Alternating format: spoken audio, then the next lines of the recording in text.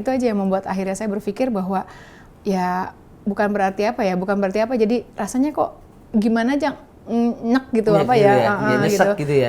gitu nyesek aja gitu, terus tiba-tiba loh kok saya nggak boleh pakai ya teman-teman ini untuk bergerak gitu kan. Jadi kan kebayang survei menunjukkan kemarin sekitar kurang lebih 70% itu kan bukan kerja saya sendiri. Tentunya juga ada kerja-kerja dari teman-teman dari Partai Golkar secara berjenjang kan. Terus tiba-tiba saya nggak diusung sama Partai Golkar kan rasanya gimana ya gitu. Kalau Bu Airin sendiri mengalami nggak, Mbak? Mungkin ada permintaan untuk sudah tidak usah maju di Banten atau seperti apa, Bu? Ada, maksudnya nggak usah maju di Banten, cuman saya sampaikan bahwa saya tidak mungkin berhenti. Bu, siapa sih yang minta Ibu nggak maju? Ada permintaan untuk kalau bisa nggak maju ya gitu kan.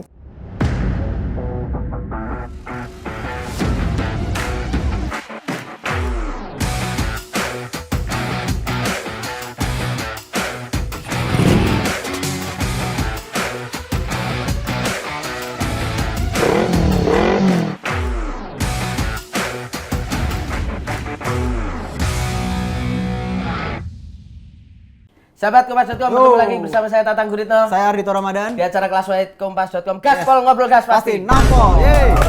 Wah, Wah, ini masa penonton cukup ramai hari ini, Bu, datang nih. 1636 ya. 1636. Ya.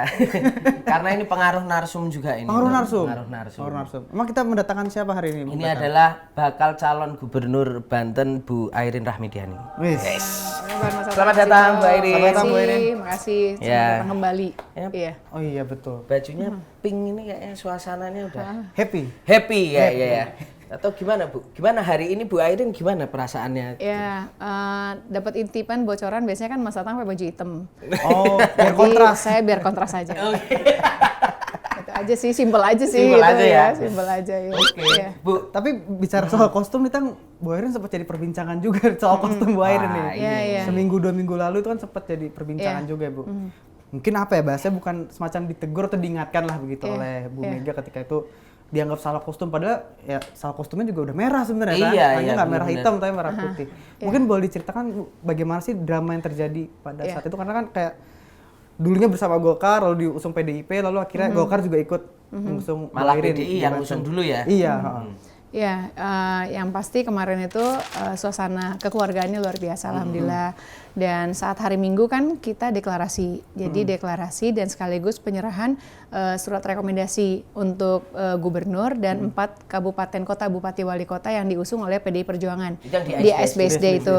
Nah, tapi karena secara protokoler bahwa untuk gubernur langsung dikasihkan oleh Ibu Mega. Jadi makanya hari Senin saya dan Bapak Haji Ade Sumardi diundang untuk datang ke DPP PDI Perjuangan bersama-sama dengan para calon gubernur yang lain dan ada beberapa bupati wali kota ya yang juga diberikan langsung oleh Ibu Mega.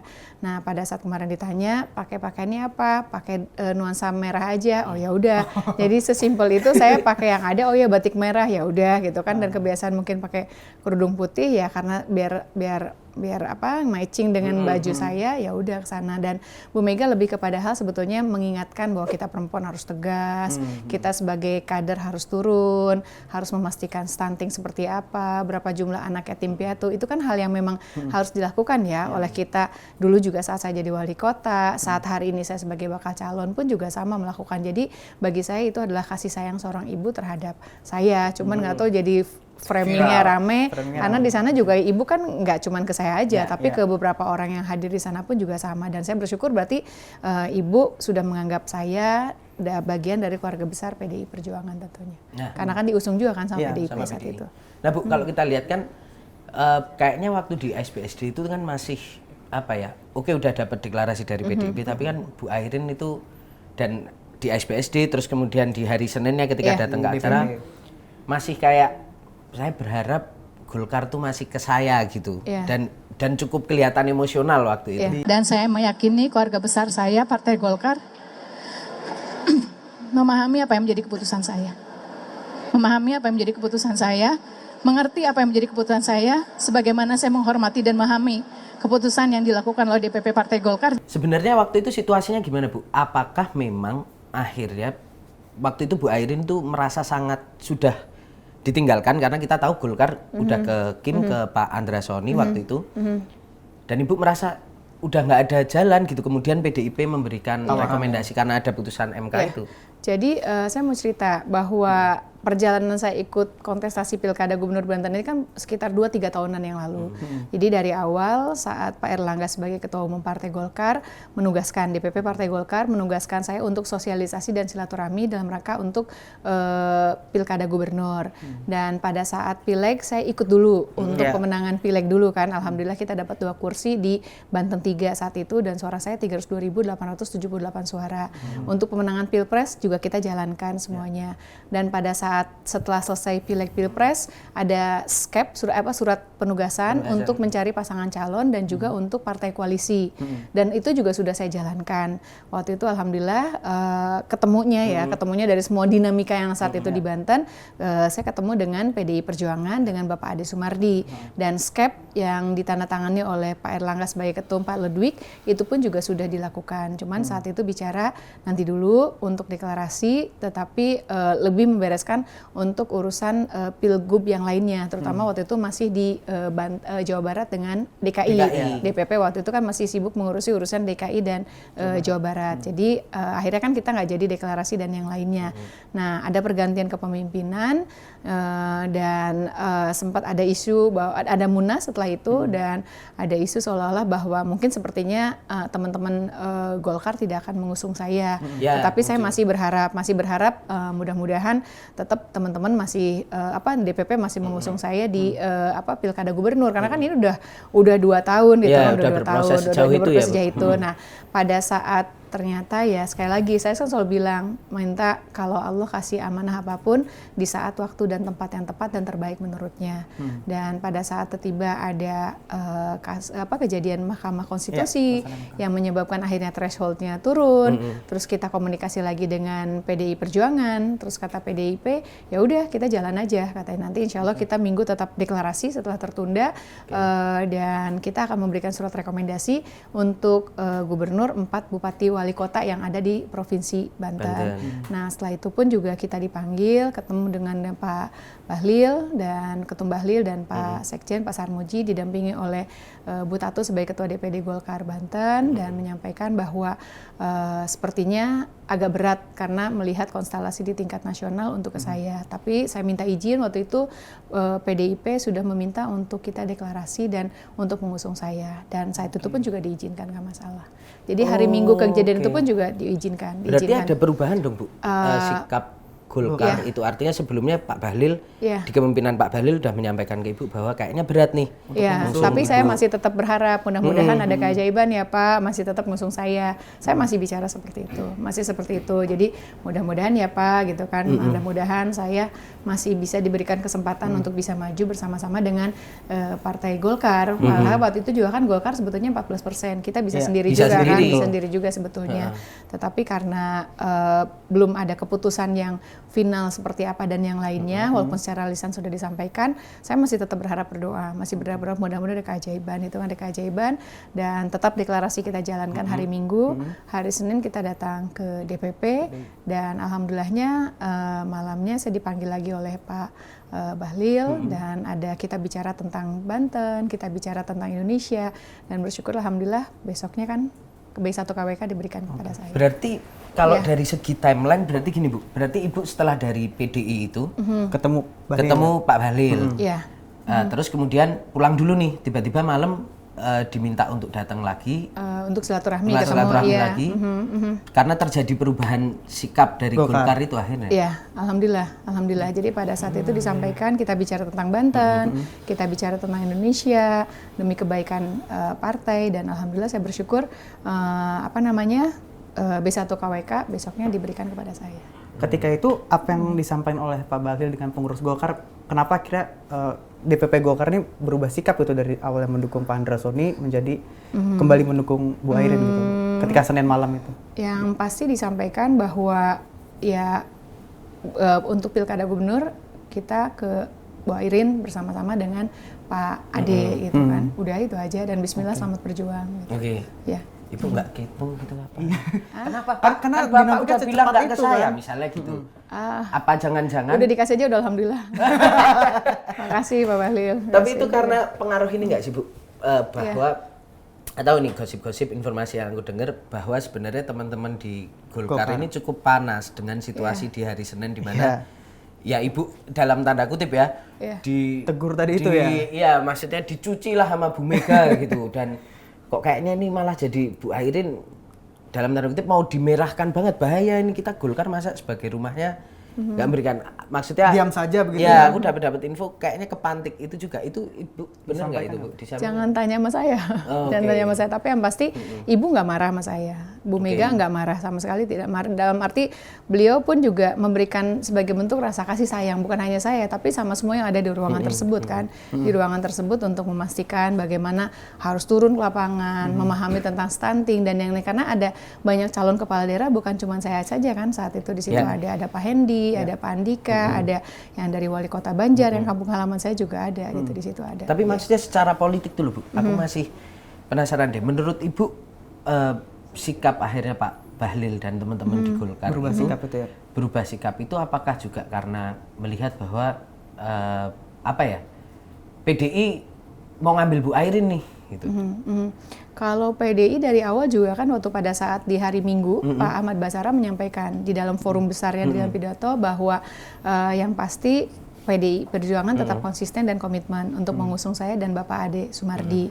Dan juga bagi teman-teman PDIP saat itu sambil berseloroh dan yang lainnya juga ya sangat terbuka kalau Bu Airin mau masuk ke keluarga besar PDI Perjuangan. Walaupun itu nggak syarat? Nggak syarat. Nggak syarat. Tapi maksudnya dalam arti kalau mau bergabung sangat mau. Dan di dalam suasana kekeluargaan di situ pun juga dalam pertemuan juga sama. Ayo Bu Airin gabung sama PDI Perjuangan dan yang lainnya. Tapi pada saat posisi hari itu kan waktu cepat banget ya. Dan saya lebih fokus kepada hal saat ini kita udah harus punya B1 KWK. Hari besok harus pendaftaran. Persyaratan pribadi saya saja dan Pak Ade Sumardi masih banyak yang harus kita selesaikan. Belum persyaratan partai, koalisi yang lainnya juga yang non parlemen kan juga harus segera kita kumpulkan semuanya. Jadi saya belum terpikir sama sekali mengenai hal tersebut. Yang saya pikirkan adalah bagaimana caranya besok sampai dengan tanggal 29 kita bisa daftar. Saya dengan Pak Ade bisa daftar dengan segala persyaratan yang rigid dan yang lainnya. Teknisnya ya. Jadi kita lebih benar-benar fokus ke situ. Jadi kita kan juga karena kepala kita satu ya gitu. Kita kan harus fokus dulu dengan apa yang harus dibuat skala prioritas saat itu. Bukan berarti yang lainnya tidak prioritas, tapi lebih kepada hal ada yang paling mendesak. Besok harus ada pendaftaran. Persyaratan tidak mungkin bisa dipenuhi dalam waktu 1-2 hari ini yang harus segera kita selesaikan semuanya. Jadi saya waktu itu betul-betul fokus ke persiapan pendaftaran.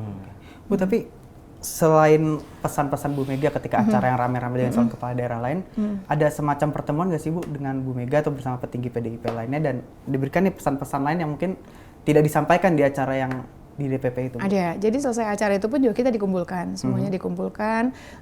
Bagaimana strategi untuk pemenangan ke depan. Pertama persiapan pendaftaran, yang kedua strategi untuk pemenangan, bergabung dengan koalisi partai non parlemen yang lainnya seperti apa, dan fokus pembagian kampanye. Saya di mana, Pak Ade di mana dan yang lain. Jadi ada beberapa hal yang wejangan yang disampaikan oleh Pak Ahmad Basara, Bu Ciptaning saat itu karena pengampu untuk yang di wilayah Banten kan Pak Ahmad Basara dengan Ibu Ciptaning. Kalau dari Bu Meganya sendiri ada pertemuan khusus nggak? Nggak ada. Dengan Ibu langsung ketemu hari itu juga di acara yang resmi saat itu dan selesainya juga sama di situ. Siap. Bu Airin, kalau mungkin kita kan bicara soal pertemuan di DPP PDIP itu hari Senin ya Bu.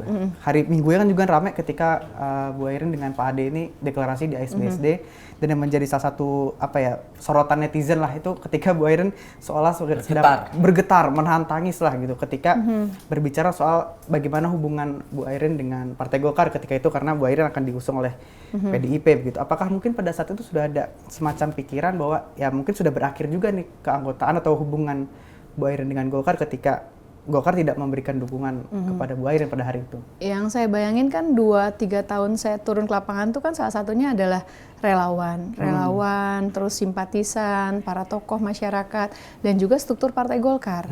Jadi hampir, dan survei menunjukkan kemarin sekitar kurang lebih 70% itu kan bukan kerja saya sendiri. Tentunya juga ada kerja-kerja dari teman-teman dari Partai Golkar secara berjenjang kan, di tingkat provinsinya, di kabupaten kota, pengurus kecamatan, pengurus kelurahan.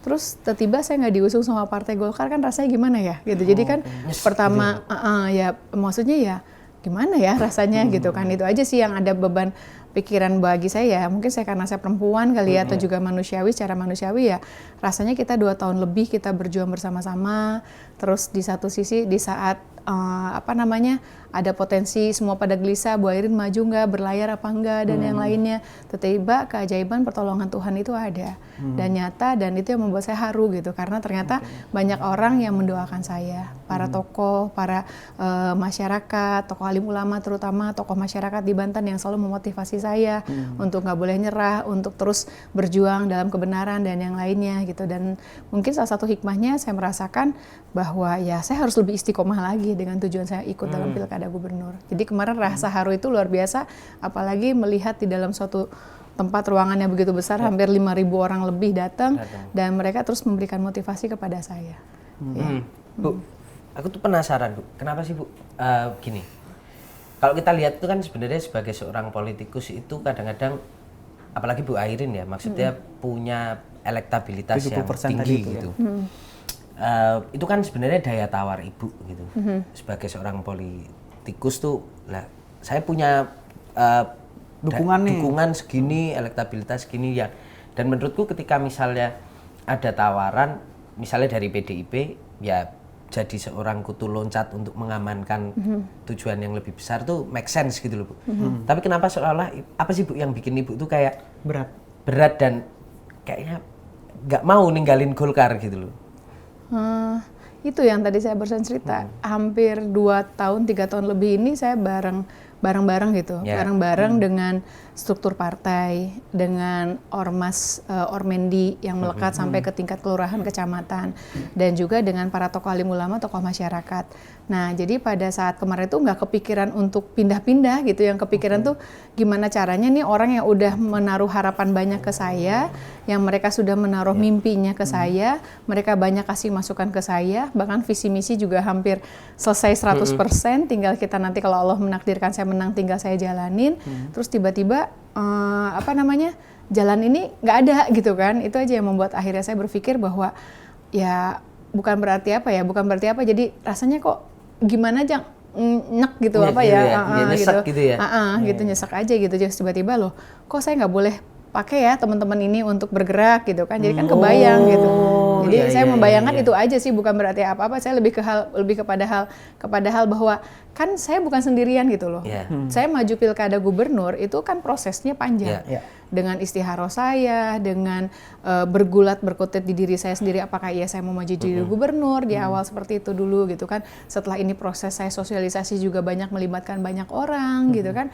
Jadi pada saat satu momen tertentu terus tiba-tiba saya harus berhenti di sini gitu. Itu aja yang membuat akhirnya saya sama orang-orang yang yang sudah nemenin ini. Itu yang saya pikirkan, itu aja sih, lebih kepada hal yang ini banyak nih di belakang saya, bisa aja saya nggak ikut gitu kan, nggak usah saya nurut misalnya nggak ikut. Tetapi bagaimana dengan orang-orang yang selama ini bantuin saya gitu, orang-orang yang selama ini udah berjuang punya satu visi misi bagaimana membangun Banten 5 tahun ke depan, masa harus berhenti di sini pada saat kesempatan itu ada gitu.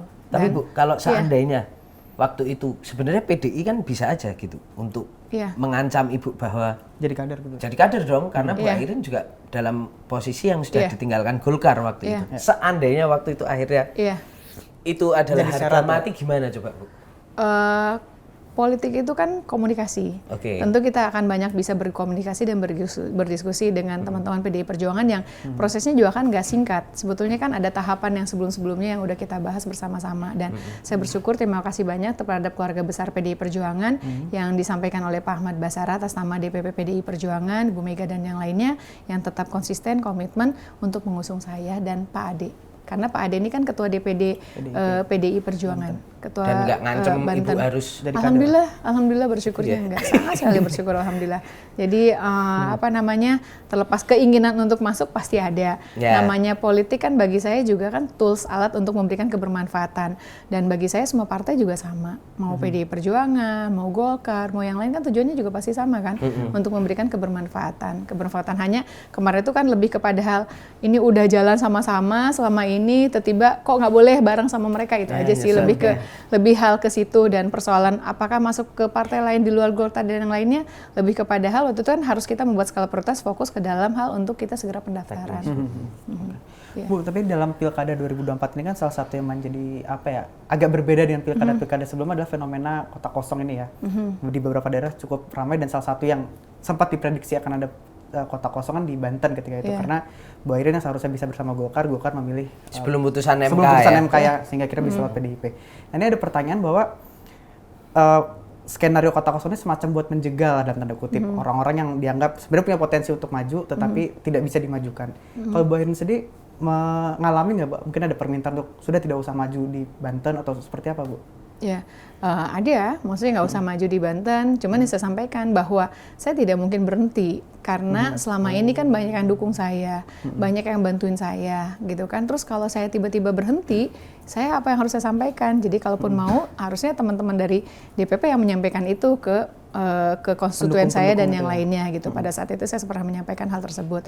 Tetapi sekali lagi, saya selalu meyakini Mas Tatang tahu persis kan proses dinamika di lapangan kan. Mas Tatang dari luar yang, biasa memang. Iya, jadi soalnya sering ketemu kan di lapangan gitu kan, dari yang Bu maju ayo gubernur ini, enggak gitu, Bu maju gubernur, enggak, kan selesai gitu terus Kita dari yang dulu kan. mancing-mancing. Iya, karena memang kan gubernur ini kan sebetulnya dari awal nggak pernah terlintas ragu, dalam kan? terlintas dalam mimpi pun saya mau jadi gubernur, nggak ada. Cita-cita saya sebagai politisi saat itu hanya jadi anggota DPR RI aja. Jadi nanti biar ketemu sama Mas Dito sama Mas Tatang nanti kayak DPR gitu. Jadi kata dia, nanti ketemu ya Bu, ya udah cas-casan kok kita gitu kan waktu itu kan gitu. Cuman sekali lagi ya, saya selalu berdoa dengan proses perjalanan hidup saya dengan segala hal, dengan ujian yang pernah Allah kasih, Tuhan kasih, saya selalu minta sama Allah kasih amanah di saat waktu dan tempat yang tepat dan terbaik menurutnya. Karena pengalaman saya kalau memang Tuhan kasih jalan yang terbaik, pasti akan ada keajaiban, pertolongan dan kemudahan yang Tuhan kasih, yang Allah kasih. Dan saya mengalami betul bahwa pertolongan keajaiban itu nyata dan ada. Iya. Yang kan nggak ada tiba-tiba nggak ada angin, nggak ada hujan, tiba-tiba MK gitu MK. kan. Iya, itu juga itu yang membuat yang akhirnya saya harus tambah meyakini, oh iya, saya harus lebih istiqomah lagi. Saya harus lebih istiqomah lagi dengan tujuan saya sampai kapanpun, bahwa ini adalah sebuah jabatan, adalah sebuah amanah yang tentunya harus bisa dipertanggungjawabkan. Bu, siapa sih yang minta Ibu nggak maju?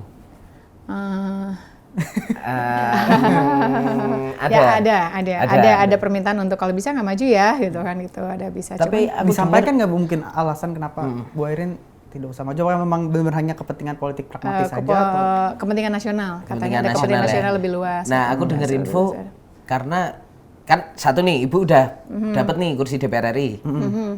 Yang kedua katanya diminta nggak maju karena Ibu nanti juga dapat tawaran kursi menteri. Itu bagian dari yang disampaikan juga nggak? Enggak ada. Oke. Nggak ada. Tapi kenapa Bu? Kalau misalnya nggak maju kan juga udah enak di DPR RI. Maksudnya udah pasti ada Iya. ladang pengabdian. Maksudnya ya kan? kenapa Ibu masih ngotot? Kan tadi Ibu bilang, aku sebenarnya awalnya nggak pengen jadi gubernur, dapat kursi DPR RI udah gitu kan. Terus tapi ketika ada orang yang pihak-pihak tertentu yang minta Ibu mundur kan sebenarnya Ibu bisa juga untuk menyerah karena kursi DPR RI-nya masih aman gitu. Ini pasukan saya, Pasukan belakang keluarga itu ya? besar saya, keluarga besar dalam arti relawan, simpatisan yang 2 tahun lebih, bahkan sudah 1.400 desa saya datengin yang nemenin saya. Dan itu juga nggak bisa juga, saya mesti bicara apa gitu dengan mereka gitu. Itu aja sih yang pasti pada saat saya hari ini harus menyerah dengan alasan harus mundur, terus karena ada jabatan di DPR RI, kan mereka bilang, kan dulu Ibu maju DPR RI juga dalam rangka untuk pilkada gubernur gitu jawabannya. Kan salah satu dulu di Golkar itu kan calon-calon kepala daerah itu kan harus ikut dulu pileg untuk bisa membantu pemenangan. Ya, untuk membantu pemenangan pileg di situ. Lebih ke situ sih sebetulnya. Lebih ke situ, tapi ya terakhir ya waktu pas kemarin sempat ada kasus peristiwa MK ini pun juga ya saya udah nyerahin apapun yang terbaik gitu. Iya. Itu sempat ada momen gimana gitu nggak sama relawan-relawan sebelum putusan MK ya? Iya. Relawan pada nggak berani nanya, tapi saya tahu kegelisahannya.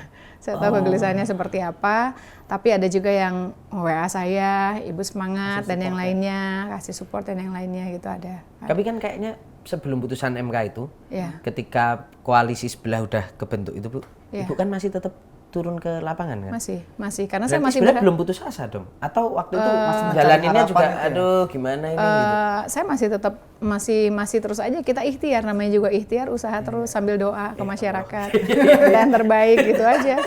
saya jalanin karena kan jadwal schedule kan udah tersusun dan setiap hari 7 titik kunjungan itu kan juga udah permintaan dari masyarakat kan. Jadi pada saat itu pun juga kan baru ada permintaan mundur. Bagi saya masih terus berdoa, masih terus ikhtiar. Mudah-mudahan kalau memang yang terbaik, mudah-mudahan ada jalannya, mudah-mudahan DPP Partai Golkar masih memberikan rekomendasi B1 KWK ke saya karena kan secara skep kan sudah gitu kan. Itu masih terus saya teruskan karena bagi saya turun ke lapangan kan bukan hanya silaturahmi kita kampanye, juga minta doa. Nah, mungkin barangkali inilah salah satu doa yang dikabul sama Allah adalah doa masyarakat di Banten, doa tokoh masyarakat atau para tokoh yang mungkin pernah ketemu dengan saya dan yang lainnya. Itu yang saya yakini bahwa kekuatan doa itu besar. Ya. Apa nih? Tahu bakal begitu Mas. Bu, ini ada satu hal yang mau kami Titipan ini, cek, Bu. titipan Iya. ini. Iya. Ada isu bahwa katanya Ibu Airin ini menolak untuk berduet dengan Pak Andra Soni. Iya. Pak Andra Soni ini salah satu bakal calon gubernur Iya. Banten juga ketika itu. Apakah benar kabar tersebut, Bu? Saya tidak pernah dan saya tidak punya kompetensi untuk bisa menolak. Karena gini, Golkar itu kan ada tahapan. Bahwa ada 3 tahapan dari zaman dua tupas dulu ya. Zaman dulu itu ada 3 tahapan. 3 survei. Pertama di bulan Mei, kedua di bulan Juli, ketiga rencananya di bulan Agustus saat setelah pendaftaran. Ya. Nah, pada saat bulan Mei ini kan ada muncul survei, keluar survei lah, muncul ABC dan yang lainnya segala macam. Posisi saya juga masih belum aman waktu itu walaupun sudah paling tinggi dan jaraknya jauh, tapi kan bagi saya belum aman. 30-an% itu belum mencerminkan suatu hal yang aman bagi kita, bagi para calon kepala daerah. Dan komunikasi, koordinasi terus dilakukan. Dan saat semua partai membuka untuk pendaftaran, saya ikut daftar. Karena bagi saya itu penting untuk menjalin silaturahmi. Dan yang tidak daftar pun juga sama. Yang tidak daftar pun juga sama. Saya jalin komunikasi juga, termasuk dengan Gerindra. Bu Tatu waktu itu ketua DPD 1 Golkar, komunikasi dengan Pak Andra Soni sebagai ketua DPD Gerindra. Dengan PKS juga sama, yang notabene bukan Kim waktu itu pun juga kita komunikasi, bahkan tidak buka pengusungan, tidak buka juga pendaftaran gitu. Jadi, tapi pada saat tahap pertama bulan Mei surveinya seperti ini, ada pembahasan berikutnya di DPP Partai Golkar. Jadi nggak mungkin saya tidak bilang tidak, tapi yang pasti kan ini hasil surveinya seperti ini, solusinya seperti apa, tapi sambil saya terus ikhtiar juga agar survei di bulan Juli saya bisa leading, naik lagi dan segala macamnya. Jadi kita punya mekanisme tersendiri di DPP Partai Golkar. Menolak atau tidak menolak kan itu kan bukan suatu hal yang tidak kita lakukan. Maksudnya dalam arti yang pasti kan koordinasi seperti apa baiknya gitu kan di situ. Artinya Ibu sendiri merasa bahwa enggak pernah menolak soal pemasangan dengan Pak Andra Soni itu. Iya, saya dengan siapa saja silakan saja, tapi yang pasti surveinya seperti ini begini, ini begini. Terus dalam rangka untuk pemenangan, strategi apa sih yang terbaik seperti apa? Ini begini, masih ada tahapan berikutnya nanti, dan keputusan DPP Partai Golkar itu di bulan Juli. Dan saya pun juga baru diputuskan itu pun juga sekitar bulan Julian. Juli Agustus, bahkan skepnya baru keluar bulan Agustus. Awal Agustus. Bu, tapi dengan koalisi dengan partai lain juga kita koordinasi, dengan Demokrat kita komunikasi saat itu, misalnya dengan wakilnya siapa dan yang lainnya. Kan kita ada tingkat provinsi, ada di tingkat pusat. Bu, tapi dengan akhirnya Partai Golkar mengusung Bu Airin sebagai calon gubernur, mungkin apakah ada semacam kesepakatan atau apa yang akhirnya disepakati oleh Bu Airin dengan DPP Partai Golkar hingga akhirnya Golkar ikut mengusung Ibu pada saat yang kemarin itu? Sebelum pendaftaran. Kesepakatannya, menang ya Bu Airin, insya Allah amin gitu. Berarti nggak ada, ya kemenangan pasti kan tiap parpol berpesan supaya menang. Selain itu nggak ada berarti Bu? Nggak ada pesan apapun, nggak ada.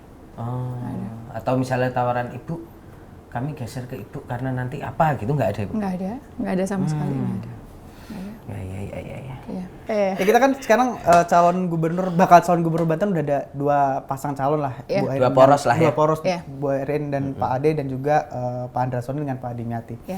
Ya memang kalau secara komposisi partai politik kan memang mungkin bisa dibilang berat sebelah lah dengan Kim Plus menghadapi Bu Airin yang diusung dengan Golkar dan PDIP gitu. Akan menjadi pertanyaan adalah ketika bagaimana Bu Airin bisa mengimbangi poros yang begitu besar ya, apakah dengan elektabilitas yang Bu Airin bilang 70% tadi itu sudah cukup untuk membuat Bu Airin percaya diri, atau ada pertimbangan lain? Nggak cukup, karena bagi saya selalu survei itu adalah alat ukur. Alat ukur untuk melihat apa yang sudah kita lakukan. Karena kan pilkadanya 27 November, surveinya bulan Juli. Berarti ini hanya untuk sebagai alat ukur bahwa oh iya, apa yang kita lakukan, saya, jaringan, relawan, terus gerakan yang kita lakukan itu sudah sesuai dan sudah on the track. Dan alhamdulillah ada kenaikan signifikan antara dari 30 ke 70 di situ. Tapi sekali lagi kita nggak boleh lengah. Tetap harus turun ke lapangan, memastikan sentuh masyarakat, ketemu dengan masyarakat, sampaikan siapa saya dengan Pak Ade dengan segala kekurangan kelebihannya, visi misi kita seperti apa. Karena masyarakat di Banten ini udah pintar.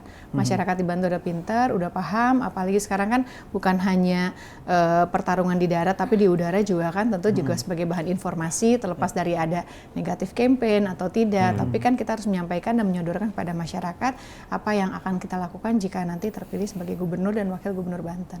Oke. Ya. Bu, aku masih penasaran soal politik dulu nih, masih politik. Gimana sih Bu sebenarnya apakah dalam proses dinamika politik ini tuh Bu Airin komunikasi juga sama Pak Jokowi dan Pak Prabowo? Karena iya. Bu Airin ini kan kalau bacaan kita teman-teman di lapangan jurnalis politik ini kan kayaknya cukup punya kedekatan karena Projo aja beberapa waktu bahkan berulang-ulang loh Bu menyampaikan sebelum ada dinamika itu. Kita Airin gitu, Ridwan Kamil Airin kayak gitu-gitu loh Bu. Ada nggak sih Bu komunikasi dengan Pak Jokowi dan Pak Prabowo mengenai Ibu mau maju ini? Yang pasti saya izin, ada izin untuk ikut maju dalam kontestasi pilkada. Dan kemarin pun juga karena dengan PDI Perjuangan di luar Kimples itu pun juga saya menyampaikan izin untuk hadir dan untuk datang. Dan sampai hari ini sih saya meyakini beliau berdua adalah bapak bangsa yang luar biasa. Apalagi Pak Jokowi tinggal berapa bulan lagi untuk menyelesaikan purna tugasnya yang tentunya ingin ada proses keberlanjutan pembangunan yang dilakukan oleh Pak Prabowo. Dan salah satu suksesnya sebuah pemerintahan kan juga tidak hanya mungkin di pemerintah pusat saja, tapi tentu dengan provinsi, kabupaten, kota yang ada. Dan saya meyakini dengan visi misi yang sedang saya susun, visi misi RPJMN yang sedang disusun dan dibuat oleh tentunya Pak Prabowo melanjutkan apa yang dilakukan Pak Jokowi, ini pun juga sudah sangat linear. Artinya walaupun Ibu itu tidak bersama KIM Plus gitu ya, bahkan tidak diberi tiket sama Gerindra, Ibu memastikan bahwa akan juga tetap bisa melanjutkan. Karena pemerintahan kan satu kesatuan. Pemerintahan itu satu kesatuan kan, nggak boleh ada perbedaan antara pemerintah pusat, provinsi, kabupaten, kota, bahkan sampai jenjang ke levelan desa dan kelurahan. Karena kan yang dilayani itu kan masyarakat. Masyarakat yang terbawah itu kan terbawah itu kan yang di lingkungan RT dan RW dan yang lainnya. Pengalaman saya saat saya jadi wali kota dengan segala dinamikanya ada perbedaan dengan gubernur, kita kan nggak boleh bertentangan dengan apa yang menjadi program kegiatan yang ada di tingkat provinsi atau di tingkat pusatnya. Itu pun juga hal-halnya juga sama. Visi misi saya pun juga sama kan, Banten maju bersama. Maju bersama dalam arti ada kemajuan tapi ada kebersamaan. Karena tidak boleh lagi ada disparitas antara wilayah utara dengan selatan di daerah Banten. Bagaimana ada kemajuan secara bersama-sama, tidak boleh lagi ada daerah yang tertinggal sendirian atau yang maju sendirian, itu kan nggak boleh, harus saling. Karena kan kalau indikator angka semua keberhasilan provinsi itu kan berasal dari kabupaten kota. Tapi saya belajar dari situ harus membedah 4 kabupaten kota ini. Contoh misalnya rata-rata lama sekolah se-Banten sudah di atas rata-rata nasional. Tapi kalau kita bedah lagi ternyata kan di Lebak Pandeglang masih belum. Jadi ada surplus di wilayah Tangerang Selatan dan sekitarnya, Tangerang Raya, yang akhirnya menyebabkan ini tinggi. Nah ini nggak boleh. Jadi harusnya sama semuanya. Baren, mungkin tadi sudah sedikit disinggung tentang masalah-masalah yang ada di Banten dan Ibu kayak menyoroti soal ketimpangan itu ya Bu ya. Memang bertimpang apa sih antara satu daerah dan daerah lain di Banten ini? Apakah memang masih terfokus di Tangerang Raya saja karena dekat Jakarta atau seperti apa Bu? Yang pasti kan Banten itu kan letak strategisnya luar biasa karena antara Pulau Sumatera dengan Pulau Jawa. Udah gitu sumber daya alamnya, sumber daya manusianya, budaya dan lain-lain juga sangat-sangat potensial luar biasa. Hanya daya saing daerahnya yang harus terus kita tingkatkan lagi. Ketimpangan ini terjadi antara utara dan selatan, terutama dalam hal infrastruktur. Contoh infrastruktur jalan poros desa. Nah, di wilayah Lebak Pandeglang ini kan masih banyak jalan poros desanya yang yang belum maksimal karena bercerita bahwa kabupaten ini kekurangan secara pembiayaan. Nah, tentunya ini adalah bagaimana kita bisa masuk di situ secara aturan, kita bantuan keuangan atau bantuan program untuk perbaikan jalan. Infrastruktur jalan poros desa. Karena jangan kita bicara mengenai hal yang lainnya, kalau konektivitas antar satu desa saja misalnya jalannya belum bagus kan ya, itu kan nggak maksimal hasilnya akhirnya tentu. Makanya kenapa nanti di 5 tahun ini fokus untuk wilayah Lebak Pandeglang itu adalah perbaikan infrastruktur jalan poros desanya. Itu bantuan keuangan. Maksudnya bantuan keuangannya ataupun bantuan program dari pemerintah Provinsi Banten. Di samping untuk hal-hal yang lainnya. Contoh misalnya kalau untuk daya ungkit, daya bangkit itu kan juga harus kita maksimalkan.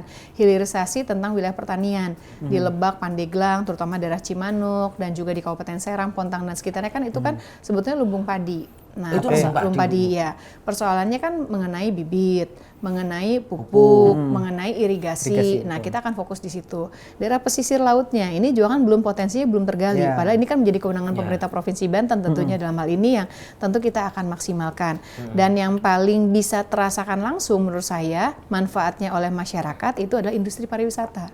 Industri pariwisata karena kita punya Gunung Halimun, kita punya Ujung Kulon, kita punya Tanjung Lesung dengan akses tol yang baru. Jadi kalau industri pariwisata kan otomatis akan dirasakan manfaatnya oleh masyarakat. Tinggal bagaimana travel time dan transit time-nya akan kita persingkat sehingga orang akan mudah datang ke sana. Ada beberapa destinasi wisata. Contoh, hari ini orang banyak ke Anyer, orang banyak ke Carita, hanya mungkin sehari aja, pagi-pagi, makan siang, udah gitu sorenya pulang atau cuma nginep semalam. Nah, ini gimana caranya agar orang mau tinggal lama di sana? Stay-nya lebih lama ya, Bu. Kalau stay-nya lebih lama, nanti kan ada ya spending uangnya akan lebih besar lagi, perputaran UKM UMKM-nya juga akan ada. Nah, kebetulan daerah Pandeglang itu kan ada Tahura, ada Taman Hutan Rakyat. Maka bisa dibuat destinasi, boleh ke laut, bisa ke gunung gitu kan. Apalagi dengan konsep sekarang glamping, kerjasama dengan masyarakat sekitaran. Di situ ada ini emping dan yang lainnya sehingga mereka pulang bawa oleh-oleh. Saya meyakini itu jika kita dorong dengan teman-teman di kabupaten kotanya, maka mudah-mudahan akan ada peningkatan kesejahteraan yang dirasakan langsung oleh masyarakat. Bu, ini nggak tahu cuma aku doang nggak yang ngerasain, tapi benar nggak sih Bu? Baik sebagai orang yang masih ngekos di Jakarta ya, kayak kalau mau main tuh kita tuh sukanya lebih ke daerah Jawa Barat gitu loh Bu. Kayaknya kesannya Banten nih antah berantah jauh gitu. Padahal secara jarak mungkin mirip-mirip lah ya. Iya sebenarnya padahal mungkin secara jarak tuh kan mirip gitu. Apa sih Bu yang mungkin harus dimunculkan gitu supaya orang tuh dari Jakarta juga ketarik ke sana, nggak cuman orang kerja di Jakarta tinggal di sana ya, tapi orang-orang yang mau hidup di Jakarta mau liburan ke sana gitu loh. Nah, contoh sekarang ini kan kita ada punya bukaan tol yang baru yang ke Tol Rangkas. Sekarang ke Rangkas Bitung yang dulu butuh waktu 4-5 jam, hari ini kan hanya sekitar 2 jaman. Di situ kan ada wisata kuliner, ada yang lainnya sebetulnya kan bisa didorong. Sebentar lagi juga kan ada Tol Panimbang yang akan keluar. Di situ juga kan ke daerah Sawarna, ke Bayah. Dulu kan banyak yang off-road, hari ini juga banyak yang ke sana kan. Nah, nanti mudah-mudahan dengan yang tadi saya bilang, ada travel time dan transit time-nya, itu akan membuat orang mau datang ke wilayah destinasi wisata yang ada di Provinsi Banten. Oke. Kita mau menyuarakan juga nih Bu aspirasi warga. Tadi banyak soal Pandeglang, pokoknya Banten-Banten yang agak jauh dari Jakarta. Tapi kan ada juga warga Banten nih mungkin tinggal di Banten tapi aktivitasnya di Jakarta Bu. Nggak sedikit juga kan orang-orang Tangerang Kabupaten, Kota Tangerang, Tangsel. Orang Tangsel saya dulu banyak. 50% lebih tinggalnya di Tangsel ya. Ini untuk produser gaspol ini juga warga sana semua nih Bu. Tangsel ini titipan ini. Transportasi publik Bu ini kan masih menjadi tantangan lah ya. Nggak cuma di Tangsel, di Kota Tangerang dan Kabupaten Tangerang juga begitu. Itu apa yang ditawarkan? Ya itu yang salah satu yang saya mau jadi gubernur Banten karena kan saya merasakan betul bahwa sebetulnya fungsi provinsi itu adalah untuk koordinasi antar kabupaten kota dan koordinasi dengan tingkat provinsi. Kayak contoh misalnya kayak MRT itu kan sebetulnya terminal Lebak Bulus itu kan kita tukar ke terminal Pondok Cabe. Kalau terminal Lebak Bulus dipindahkan ke terminal Pondok Cabe, kalau nggak dipindahin sampai hari ini kan MRT itu nggak akan ada. Jadi waktu itu saya bicara, waktu itu DKI minta, Bu Irin ini gimana ya kalau bisa terminal Lebak Bulus pindah ke terminal Pondok Cabe di Tangsel saat saya jadi wali kota. Boleh Pak, asal perjanjiannya nanti tolong MRT jangan berhenti di Lebak Bulus, tapi harus masuk karena yang bikin macet orang Jakarta kan sebenarnya orang Tangsel. Kan bisa kelihatan Senin Jumat yang macet Jakarta, Sabtu Minggu yang macet Tangsel kan, yang macet Tangsel gitu kan. Jadi saya buat dan 10 tahun saya melakukan pelebaran jalan, saya melakukan sodetan jalan, sepanjang transportasi publiknya tidak diimbangi dengan transportasi publik, kemacetan pasti akan ada. Sedangkan keterbatasan anggaran kan pasti buat kita daerah baru, apalagi Tangsel hari ini baru usianya 14 tahunan. Jadi pada saat itu ya udah kalau bisa kita dorong agar bisa MRT masuk ke wilayah Tangsel. Bahkan FSDD-nya zaman Pak Sandiaga Uno sebagai wakil gubernur, Pak Anies gubernur itu udah keluar sebetulnya. Cuman kemarin ada kebijakan malah lebih ke koridor utara dan lebih ke koridor barat ke wilayah Pasar Kemis. Itu kan masuk juga kan ke wilayah Banten juga kan. Nah, contoh misalnya kemarin saya kunjungan ke wilayah daerah teman-teman Cipondoh dan sekitarnya yang ada di Kota Tangerang. Bu Irin, busway jangan berhenti sampai Jakarta aja ya, kalau bisa tembus sampai ke wilayah Tangerang gitu kan, sehingga itu kan juga menjadi bagian dari komunikasi gubernur kan, sesama antar gubernur dengan para bupati wali kota untuk bisa memastikan bahwa transportasi massal ini terintegrasi dengan wilayah Jabodetabek. Nggak bisa cuma hanya Tangsel saja, nggak bisa hanya kota Tangerang saja, tidak bisa hanya Kabupaten Tangerang saja, tapi harus menjadi satu kesatuan. Apalagi dengan undang-undang yang baru, aglomerasi itu ya mudah-mudahan akan lebih memudahkan lagi. Karena dulu sebetulnya zaman saya wali kota udah ada tuh, biasanya dipanggil Pak Wapres, Pak JK zaman dulu. Dikumpulkan kita para bupati wali kota Jabodetabek bahas tentang transportasi, tinggal bagi tugas kan, tugasnya kota sebagai apa, kabupaten apa, provinsi apa, sharing keuangannya seperti apa. Tetapi kan ini harus ada dirijennya, nggak mungkin kita sendirian gitu.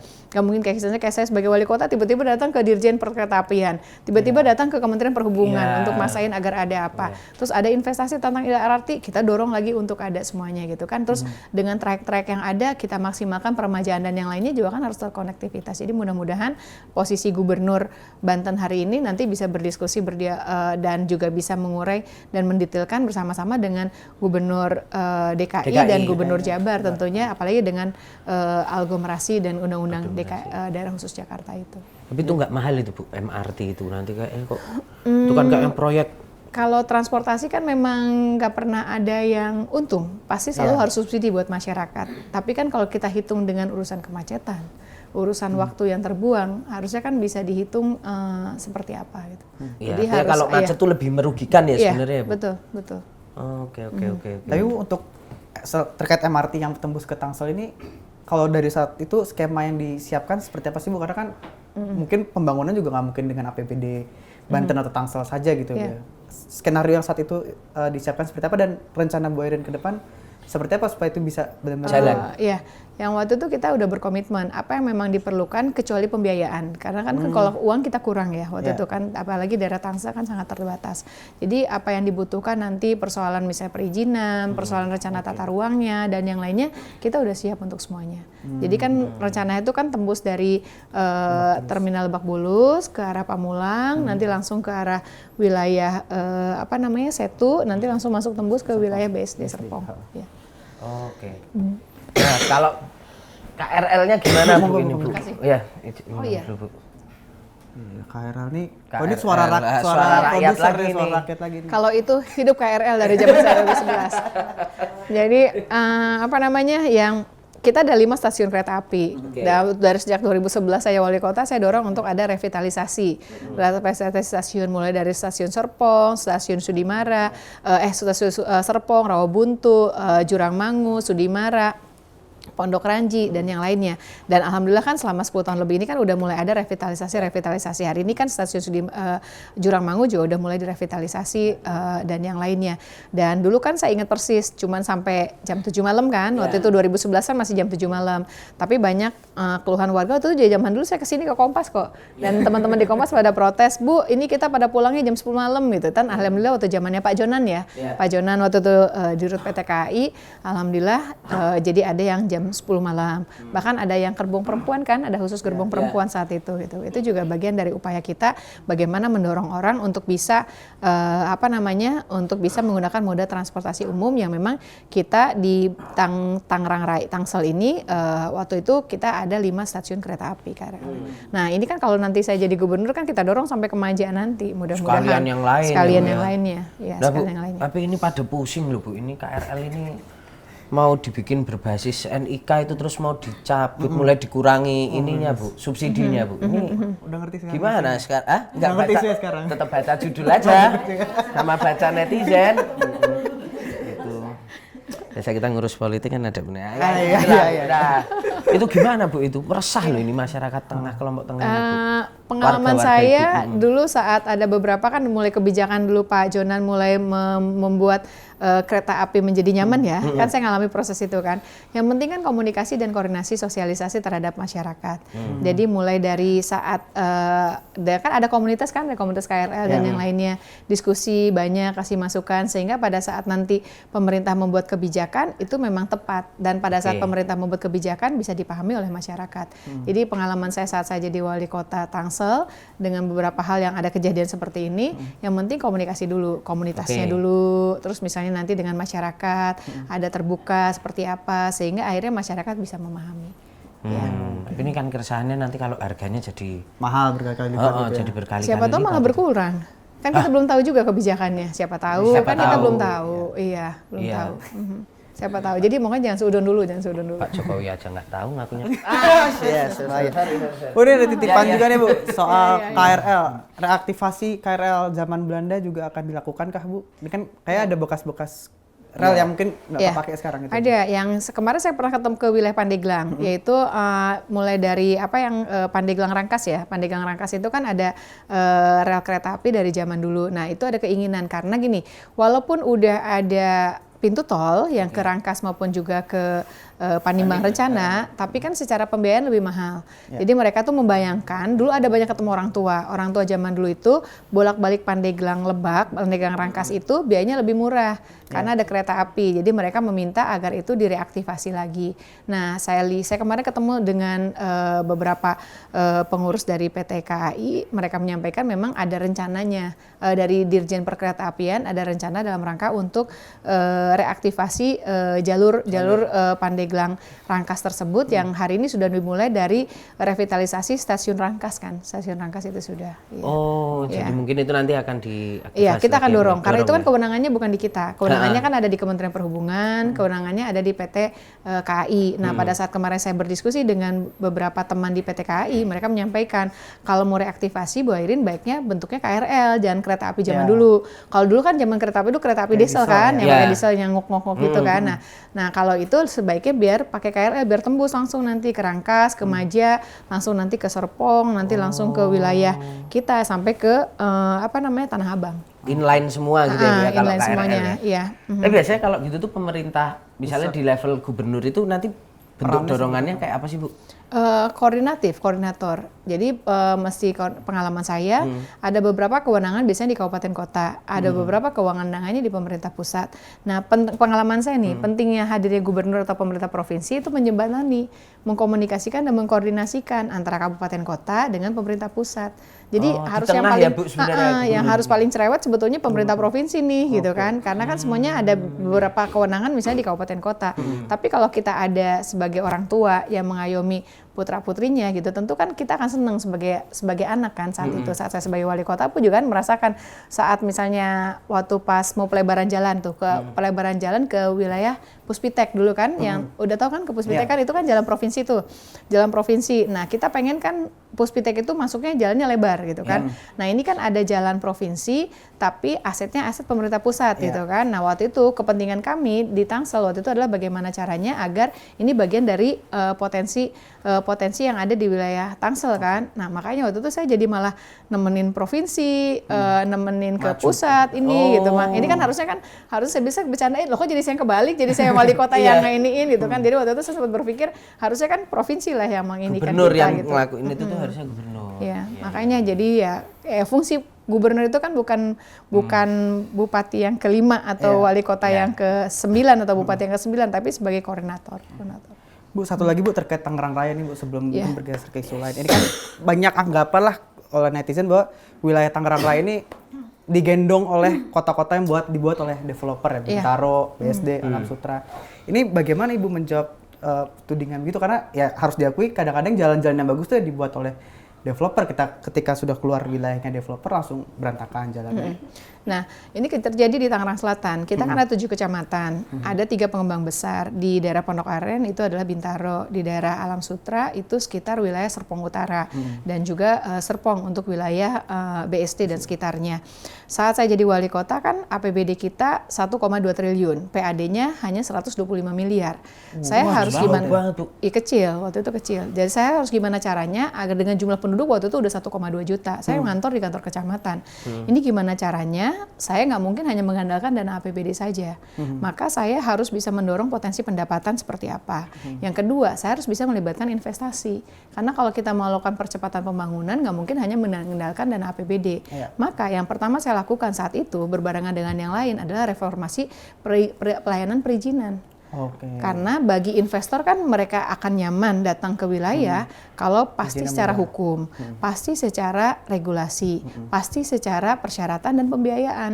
Makanya waktu itu kan kita fokus betul untuk bagaimana orang datang investasi, mereka nyaman tapi mengikuti aturan ketentuan yang berlaku. Nah, pengembang bukan hanya yang besar, yang kecil juga ada kan, tapi tinggal bagaimana ada konektivitas, jangan sampai ada perumahan baru tiba-tiba bikin banjir gitu kan, bikin banjir yang lainnya.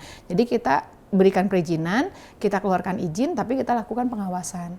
Nah, pada saat kemarin berbagi dengan uang yang terbatas saat itu, bagaimana caranya saya harus bangun sekolahan, saya harus tambahin puskesmas, saya harus bikin rumah sakit, kantor wali kota aja belum ada saat itu, gitu kan. Maka kita dorong untuk potensi pajak PBB, BPHTB kan, pajak per hotel dan yang lainnya. Saya jaga tuh rencana tata ruang wilayahnya. Jadi saya 70% pemukiman. Saya nggak mau ada industri yang masuk, saya bilang. Karena buat saya, biarkanlah Tangsel ini menjadi nyaman. Rumah dan kota kita bersama, tinggalnya di Tangsel, anaknya sekolah di Tangsel, mengeluarkan uangnya juga di Tangsel, kembali lagi ke Tangsel sebagai potensi pendapatan. Nah, itu yang saya jaga betul. Jadi pada saat kemarin ada perumahan-perumahan besar, ya tetap kita awasi, kita monitor, dan nggak mungkin kita tinggalkan begitu saja gitu kan. Yang pasti mereka bekerja, mereka investasi, mereka juga tidak boleh menjadi pemerintahan dalam pemerintahan. Nah, urusan perbaikan jalannya tugasnya mereka karena belum serah terima aset sama kita. Urusan pembiayaan penerangan jalannya tugasnya mereka karena mereka punya kepentingan untuk masih menjual kan. Di satu sisi saya ada potensi pendapatan. Pendapatan PAD saya naik jadi 2 triliun alhamdulillah di akhir 2021 itu naik gitu kan. Terus ya saya bisa bangun semuanya, tapi saya lakukan pengawasan, uang yang ada saya bangun di luar komplek-komplek perumahan yang besar. Jadi harus ada keseimbangan karena nggak mungkin dan nggak mungkin pemerintahan jalan sendiri. Ya cuman saya kan nggak banyak bicara saat waktu itu kan, waktu pas saya jadi wali kota kan saya nggak apa-apa, nggak masalah. Yang penting kan toh semua berjalan dengan baik, investasi tetap ada, kepastian itu ada, potensi PAD-nya juga masuk. Saya punya uang untuk membangun di luar perumahan-perumahan. Gitu. Bu, Banten ini kan kalau bicara Banten ini kan juga harus koordinasi, terutama misalnya tadi soal transportasi umum itu kan KRL dan lain sebagainya itu atau nanti LRT, MRT gitu itu kan harus banyak berkoordinasi sama pemerintah DKI Jakarta ya, atau besok DKJ gitu. Nah ini kan DKI ini kan juga kan Bu, ini kan juga masih mau besok kan juga bertarungnya bareng ini. Ini gimana kalau Ibu melihatnya lebih cocok nanti koordinasi sama Bang Emil gitu Mas Pram atau Pak Dharma ini Bu? Lebih cocok sama yang mana sih Bu kayaknya? Ya yang dapat amanah aja nanti siapa. Tiga-tiganya masih oke lah ya. Dua-duanya misalnya gini lah. Misalnya Bang Emil sama Mas Pram itu deket semua juga. Alhamdulillah. Kalau Kang Emil kan secara partai kan sama-sama dari Golkar. Pak Pramono secara senior udah kenal baik juga. Kang Emil juga sama, senior saya juga di Paskibra kan gitu. Dan Pak Pramono juga kan diusung oleh PDI Perjuangan. Tapi secara pribadi memang kami hubungannya baik selama ini. Antara Kang Emil dengan sekarang Bang Emil, dengan Pak Pramono pun juga Pak Pram selama ini hubungannya baik. Tapi pengalaman saya kuncinya komunikasi dengan siapapun, baik yang baru kenal, yang penting sama-sama punya kewenangan dan kita berkomunikasi dengan yang memiliki kewenangan dan yang bisa membuat kebijakan. Karena pada saat kita berdiskusi, berdialog mengenai misalnya tentang transportasi di wilayah Jabodetabek, tentu harus bisa dirumuskan secara detailing, jangan hanya wacana saja gitu. Oke. Ya, jadi pada saat nanti, oh ya udah, ini tugasnya Banten apa nih, tugasnya DKI apa nih, tugasnya Jabar apa nih dalam waktu 5 tahun pertama, terus secara pembiayaannya gimana nih, ini tugasnya ini siapa, ini yang lainnya dirinci, didetailin, dan lakukan monitoring evaluasi. Jadi pemerintahan itu kan harus seperti itu. Siapapun ya, siapapun pemimpinnya ya harus mana saat kita merencanakan harus merencanakan dengan benar karena keberhasilan dari sebuah pembangunan 70% di perencanaan. Dan setelah kita merencanakan, maka kita menyiapkan pembiayaannya, kita staging waktunya mau kapan penyelesaiannya, dan fokus dan juga semuanya konsisten dengan dan komitmen dengan apa yang sudah diputuskan secara bersama. Contoh kayak misalnya revitalisasi stasiun Jurumangu. Waktu dulu itu kan ada kesepakatan antara kami pemerintah kota Tangsel. Oh iya, kita harus bikin jalan flyovernya gitu kan. Nah, tugasnya pengembang waktu itu harus bikin sodetan masuk dari sana ke wilayah Jurumangunya. Nah, tugasnya PT KAI yaitu revitalisasi PT KAI-nya. Ya semua harus berkomitmen biar tepat waktu gitu. Jadi pengalaman saya kalau dalam rangka hubungan kerjasama itu kan harus saling semuanya. Harus saling pada saat memutuskan, pada saat merencanakan harus diputuskan seperti apa, pada saat itu menjadi kesepakatan bersama ya jalankan. Ini Dito mau tanya Bu. Ini agak sensitif dan kontroversial nih Bu. Mungkin Bu juga sering mendapat pertanyaan ini kali ya.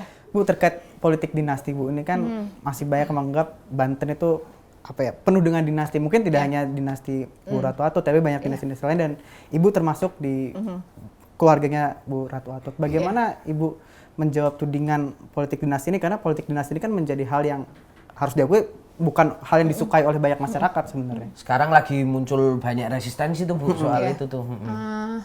Ya, pengalaman saya kepemimpinan itu bukan berasal dari warisan, dari kekayaan ataupun juga keturunan. Tetapi berdasarkan dari pengetahuan, kemampuan, pengalaman, kerasnya kemauan sama komitmen kita ya. Jadi nanti masyarakat Banten melihat dan menilai dan memutuskan sendiri. Jadi Ibu nggak menganggap isu tersebut sebagai hambatan untuk maju di 2024 ini ya Bu ya? Semua hal harus kita perhitungkan. Tetapi saya meyakini masyarakat di Banten udah pintar. Udah pintar dan cerdas, sudah bisa menentukan dan menilai tersendiri. Ya. Tapi kan sebenarnya gini Bu, itu kan berpengaruh juga kan Bu. Artinya misalnya kita tuh kerabatnya keluarga mana misalnya, atau keturunan keluarga mana, itu kan itu berpengaruh juga nggak sih Bu? Kan berpengaruh ya? Kembali lagi ke pemimpinan itu bukan hanya keturunan dan kewarisan, tapi bagaimana pengetahuan, kemampuan, kecakapan. Kecakapan dan kerasnya kemauan sama tujuan kita, tekad kita gitu. Kalau kayak tadi misalnya saya udah belum apa udah nyerah mungkin saya nggak duduk di sini, nggak jadi bakal calon gitu kan. Iya. Gitu toh situ. Iya itu Mas itu. Balik lagi ke awal yang tadi. Iya, balik lagi ke awal. Fallback istilahnya. Kalau cuman misalnya karena punya hubungan keluarga, mungkin waktu itu udah nyerah ya udah aja gitu. Iya, betul. Tekadnya itu. Ya itu gitu Bu, itu memang harus kita. Gitu toh ya. Ya itu Anda baca dulu lah ya. Pertanyaan Pamungkas. Oke. Aduh, pertanyaan Pamungkas ya. Apa ya? Apa tuh? Pertanyaan apa? Apa? Ya mungkin penutupnya ini Bu. Yes, itu tadi Bu. Mungkin rakyat Banten yang sedang kebingungan ini mau memilih siapa, mungkin secara ringkas apa yang Ibu tawarkan kepada masyarakat Banten ini dengan mungkin pengalaman Ibu, visi misi Ibu ke depan seperti apa Bu? Ya, yang pasti visi saya dengan Pak Haji Ade Sumardi ini adalah Banten maju bersama. Karena kita nggak mau ada lagi yang tertinggal dan tidak mau ada yang maju sendirian, tapi bagaimana maju ini secara bersama-sama tentunya dengan karakter masing-masing, kelebihan kekurangan di 4 kabupaten kota yang ada di Provinsi Banten. Yang pasti yang pertama tentu tata kelola pemerintahan yang efektif dan efisien, karena pemerintahan provinsi itu kan koordinasi pemerintah pusat di daerah. Jadi harus bisa berkomunikasi dengan pemerintah pusat dan juga berkomunikasi dengan 4 kabupaten kota. Karena bagi saya prinsipnya komunikasi itu kan kata kalimat yang mudah diucapkan, tapi sulit kali untuk dikerjakan. Itu jadi bagaimana tugas seorang gubernur, pemerintah provinsi mengayomi 4 kabupaten kota hadir dan ada untuk bisa menjadi solusi bagi 4 kabupaten kota. Yang keduanya tentu bagaimana membuat persoalan akses terhadap kesehatan, pendidikan, dan juga infrastruktur itu pun juga ada keseimbangan dan tidak ada pembedaan lagi antara utara dengan selatan. Dan yang paling penting tentu daya saing daerah ini juga penting. Posisi Banten dengan letak strategis yang baik tentunya harus bisa mampu menjadi daya saing daerah sehingga yang ujung akhirnya adalah untuk kesejahteraan masyarakat. Oke. Luar biasa. Siap, luar biasa gitu ya. Udah ya berarti ya. Wah, mantap. Aduh, produser ini makin ngeri sekarang ya. Iya. Ya, udah nggak ada pertanyaan, suruh nyiapin pertanyaan sendiri. Karena nggak boleh mau Sabrina lihat sini, jadi saya gini Oke. ya. Nggak boleh nyontek. Saya minum ya. Ya, kita juga ya Bu ya, pokoknya mengucapkan terima kasih, semoga Ibu sukses dalam Sama-sama. perjalanan ikhtiarnya gitu ya Bu, perjuangannya bisa sukses sehat-sehat lah gitu Bu. Jadi gitu sahabat Kompas.com, semoga tercerahkan dengan obrolan-obrolan apa nih? 3 jam. Ya 3 jam lah, 3 jam dengan Bu Airin gitu. Kita mengucapkan terima kasih, saya Tata Gurito. Saya Dito Ramadan. Kita ketemu lagi di episode Ngegas dan Nampol berikutnya. See ya. Yes.